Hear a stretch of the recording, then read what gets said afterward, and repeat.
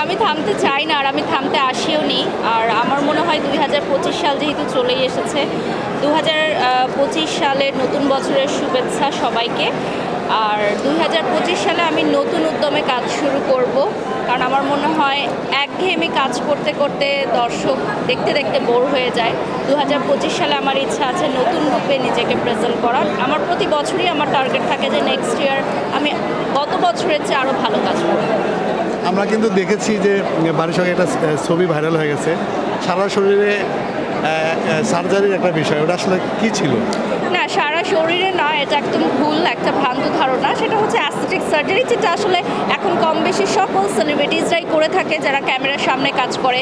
টালিউডে, হলিউডে, বলিউডে প্রত্যেকেই করছে। তাদের ফেস স্ট্রাকচার দেখলেই অডিয়েন্স বুঝে। পার্থক্য হচ্ছে আমি বলেছি, অনেকে বলেনি।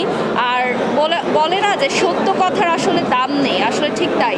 এখন মনে হয় যে কেন বললাম, লুকিয়ে রাখতাম তাহলে বাকি সবার মতো খুব প্রাউডলি বলতে পারতাম যে আমি তো ন্যাচারালি।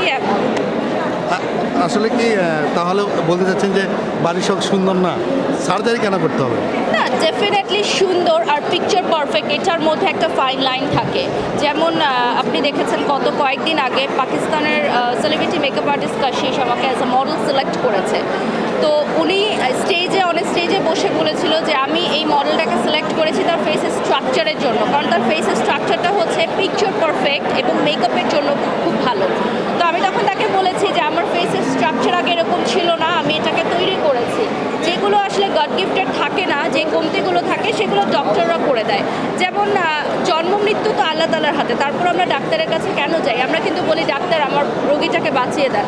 সো এই কথাটার মিনিং কি? আমরা তো জানি আল্লাহ তাআলার হাতেই সব কিছু। তাহলে আমরা যে ডক্টরদের কাছে গিয়ে বলি যে প্লিজ ডক্টর এনি হাও আমার পেশেন্টটাকে বাঁচিয়ে দেন। সো বিষয়টা আসলে এরকমই যে যেই কমতিগুলো আসলে আমরা উপর থেকে মানে নিয়ে আসি সেগুলো ফুলফিল করার জন্য অ্যাস্থেটিক সার্জারি।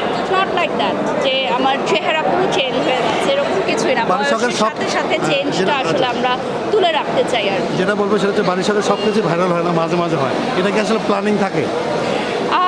আসলে সত্যিকার অর্থে যে আমার বিষয়গুলো যে ভাইরাল হবে এটাও কিন্তু আমি বুঝি না। অনেক সময় মনে হয় যে এই টপিকটা কেন ভাইরাল হলো, মানে এই টপিকটা তো ভাইরাল হওয়ার মতো কিছু না। তো এটা আসলে যেমন কোন সিনেমা কখন হিট হবে কখন ফ্লপ হবে এটা সিনেমা বানানোর সময় জানা যায় না, ঠিক তেমন। এক সময় প্রাণের মানুষ ছিল অপু বিশ্বাস, এখন বুবলি, কারণ কি? না, আমার আসলে শোবিজ ইন্ডাস্ট্রিতে কাজ করতে গেলে প্রত্যেকের সাথেই কাজ করতে হবে। এতদিন বুবলি আপু আসলে প্রমোশনাল কাজগুলো থেকে একটু দূরে ছিল, এখন উনি নিজে স্টার্ট করেছেন, কারণ উনি মনে করছেন যে বাকিরা যেহেতু আছে আমি কেন পিছিয়ে থাকবো। সো অপু বিশ্বাস দি বলেন বা বুবলি আপু বলেন, প্রত্যেকেই আমি অ্যাজ আ আর্টিস্টের চোখে দেখব। সম্পর্কের খাতিরটা টোটালি ডিফারেন্ট।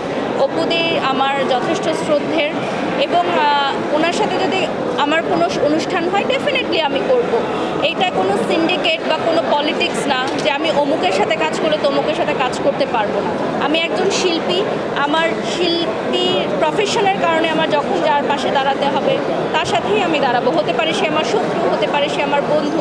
চলার পথে অনেকের সাথেই আমাদের মনোমালিন্য হয়, সেটা আবার ঠিক হয়েও যায়। দ্যাটস ইট, একই ফ্যামিলি, আমরা সবাই ফ্যামিলি। একদম লাস্ট প্রশ্ন, সেটা হচ্ছে বারিশক সিনেমা কাজ করে সেখানে আমি জানি না, ব্র্যান্ড প্রমোটার হিসেবে বেস্ট বারিশক, তাহলে এই সিনেমার নায়িকাগুলো নিয়ে এসে যে